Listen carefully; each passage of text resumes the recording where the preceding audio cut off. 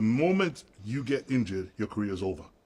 Yeah. There is no buts. There is no retirement plan. That's Why? it. Why? I didn't know that. Because this is bodybuilding, man. This is it. If I tear a pec, Oof. I'm done. It's a There is no, well, you can go back. It's not like football. Once that muscle will never look the same again. Yeah. And I was told that very early on that as long as you don't get injured, you can be Mr. Olympia one day. Καλό είναι να λέγονται λοιπόν τέτοια πράγματα από άτομα που έχουν τέτοια βαρύτητα στο χώρο, όπως ο Σάμσον Ντάουντα, ο οποίος έχει κατακτήσει ένα Μίστερ Ολύμπια. Πριν από περίπου 3 χρόνια είχα φτιάξει ένα βίντεο στο οποίο έλεγα ακριβώς αυτά τα πράγματα και είχαν πέσει να με φάνε ότι βγάζω κακία και κόβω τα φτερά σε κάποιους κλπ.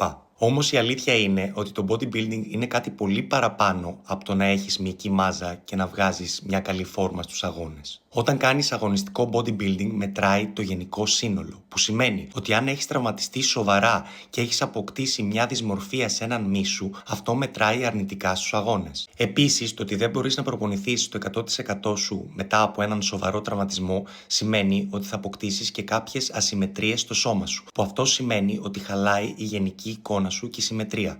Επομένως, όταν έχεις έναν πάρα πολύ σοβαρό τραυματισμό και πηγαίνεις συνέχεια στην αποτυχία και ρισκάρεις με τον τραυματισμό και δεν προπονείσαι έξυπνα, αυτό θα έχει επίπτωση στην καριέρα σου στο bodybuilding.